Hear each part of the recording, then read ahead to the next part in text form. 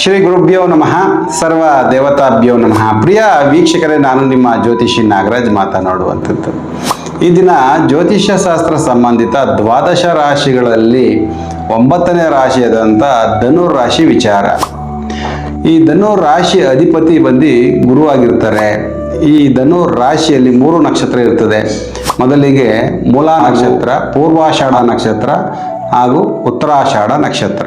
ನಿಮ್ಮ ಜನ್ಮ ನಕ್ಷತ್ರ ಮೂಲ ನಕ್ಷತ್ರ ಆಗಿದ್ದರೆ ಈ ನಕ್ಷತ್ರದ ಅಧಿಪತಿ ಬಂದು ಕೇತುವಾಗಿರುವುದರಿಂದ ನಿಮ್ಮ ಜಾತಕದಲ್ಲಿ ಕೇತುವಿನ ದಶೆಯಿಂದ ನಿಮ್ಮ ಜೀವನ ಪ್ರಾರಂಭ ಆಗುತ್ತದೆ. ಹಾಗೆ ನಿಮ್ಮ ಜನ್ಮ ನಕ್ಷತ್ರ ಪೂರ್ವಾಷಾಢ ನಕ್ಷತ್ರ ಆಗಿದ್ದರೆ ಈ ಪೂರ್ವಾಷಾಢ ನಕ್ಷತ್ರದ ಅಧಿಪತಿ ಶುಕ್ರನಾಗಿರುವುದರಿಂದ ನಿಮ್ಮ ಜಾತಕದಲ್ಲಿ ಶುಕ್ರನ ದಶೆಯಿಂದ ನಿಮ್ಮ ಜೀವನ ಪ್ರಾರಂಭ ಆಗುತ್ತದೆ.